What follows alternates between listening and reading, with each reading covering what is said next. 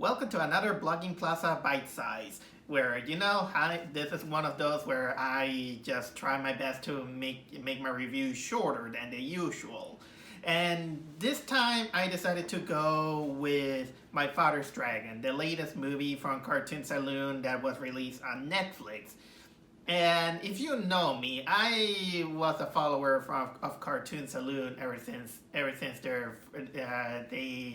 they just kind of start making cartoons. I started out with Kung Fu, and then I saw some of their other movies like Secret of Kells, Song of the Sea. I haven't seen The Breadwinner, Wolfwalkers. Well, I was the last one of those, and now I got with My Father's Dragon, which I was anticipating a lot because, of course, it's dragons.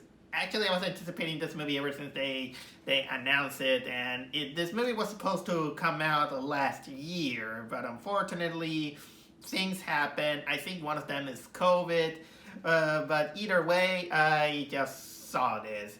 And actually, I'm just talking about this movie when I just saw it for the second time.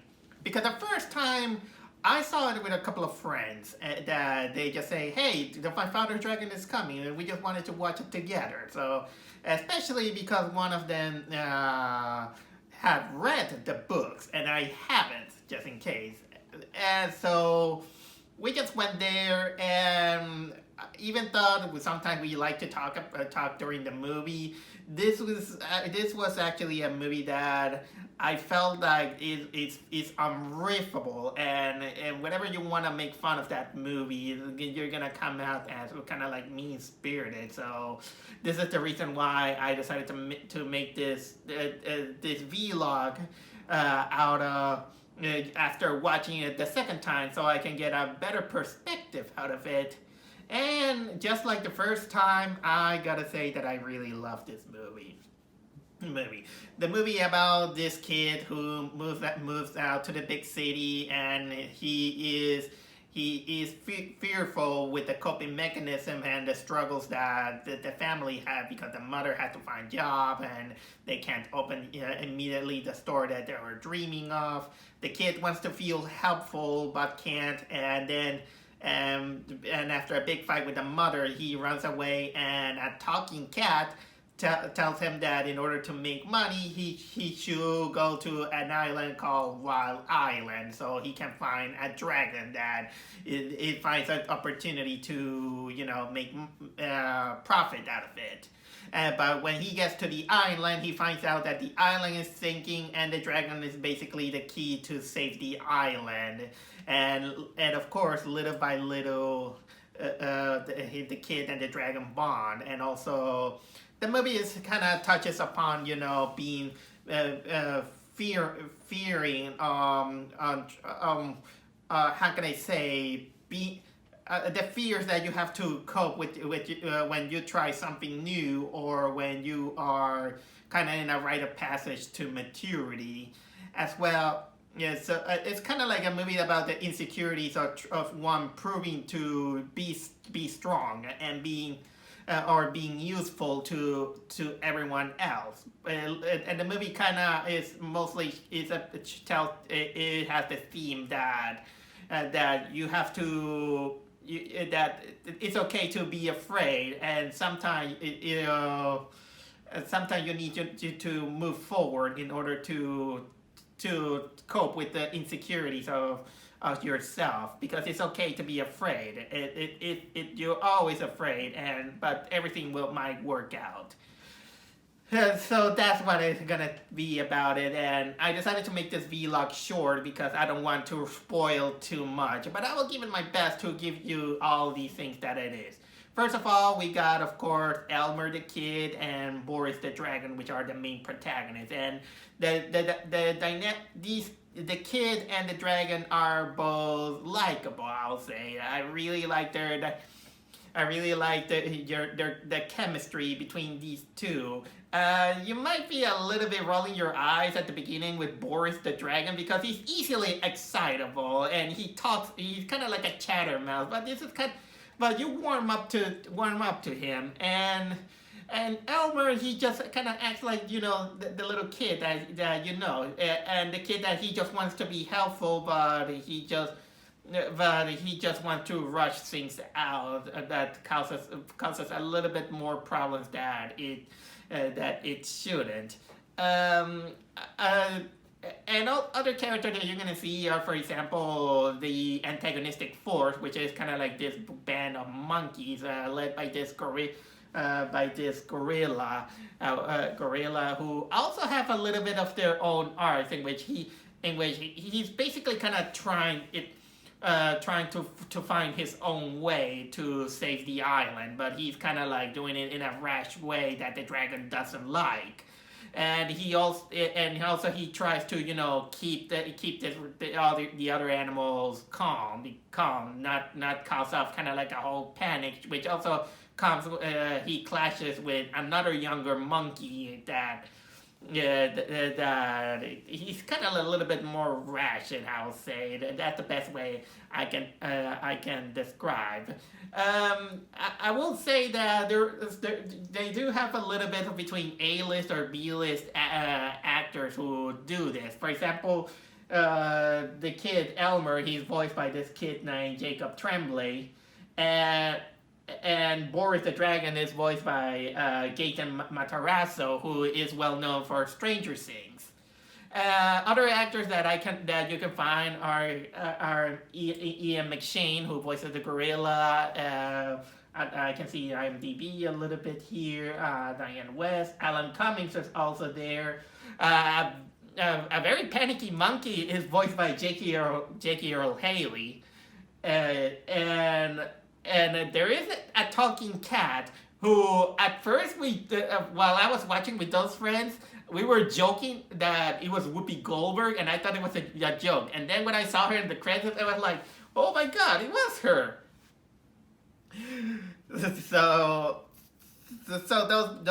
a short version I can say. And animation wise, you can tell that this is actually one of my favorite animated movies, animated companies when it's about animation, because no matter how much they use that 2D animation style with digital colors and everything, it's always beautiful. Cartoon Saloon always mesmerized me with how they do with their animation. They make it kind of like abstract, but at the same time it looks so soft. So soft. You really love the character, how they look. It's a little bit different from the illustrations from the book. But honestly, I like this reimagining better than the book personally. Although don't get me wrong, the book looks also fine. Although Elmer kind of looks a little bit like Caillou, in my opinion. Okay, no offense. Anyone who gets offended by anything can be offensive when you call something looking like Caillou. What else I can say about this? It's beautiful, and I really like the design of Boris, both in the illustration from the book that I saw and from the movie. Please, Cartoon Saloon, if you hear me out, I want a plushie of Boris. If I see a Boris plushie that you're selling, I will go and rightfully buy it. I do really want to have Boris in my collection. Because we need more plushie with dragons. This is basically the closest thing as a dragon that I do have, and you know that I'm kind of like a big fan out of it. Like I told you, I like the elements that the theme is, that everything atmospheric is. It touches your heartstrings with the theme of being afraid of coping with new things, or not exactly new things, but technically fear itself, and the fear of being the fear of being helpless, or the fear of the fear that you're not good for anyone, because of that, you just try to find technically an answer to. Trying to find an answer to everything, no matter how if you're that. Well, it is kind of hard to say, I'll say, but you kind of get the idea what I I am getting at, which kind of, of course, it goes on with the journey that Elmer and Boris has. And overall, I will say that this has basically kind of became one of my favorite movies of this year. Rightfully so because of dragons and of course the Cartoon Saloon, much like Wolfwalkers.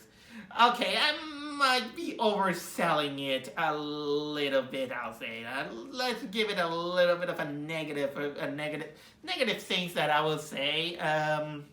Many people who kind of like the book are gonna feel a little bit alienated because it's the guy who read the book, he did tell me that it does some things different. Like for example, there does some things very positive, I'll say. So if you're kind of like a purist of the book and the movie, you're not gonna get that. Although I was kind of a little bit fighting with him because I say that I really like the design. I was like, "Oh, shut up! You're not gonna take this from me." I apologize just in case, and I like that it is well paced. I'll say so. It's one of those movies that it's kind of hard for me to give it a little bit of a negative. I'll say. Maybe I might find some other better movies, but at this point, I think that My Father's Dragon is one of my top of the list. But mostly it's me being a bias between loving dragons and loving dragons and also loving Cartoon Saloon. Oh, and also maybe this movie also makes you want to eat some tangerines. Man, I'm craving for some tangerines.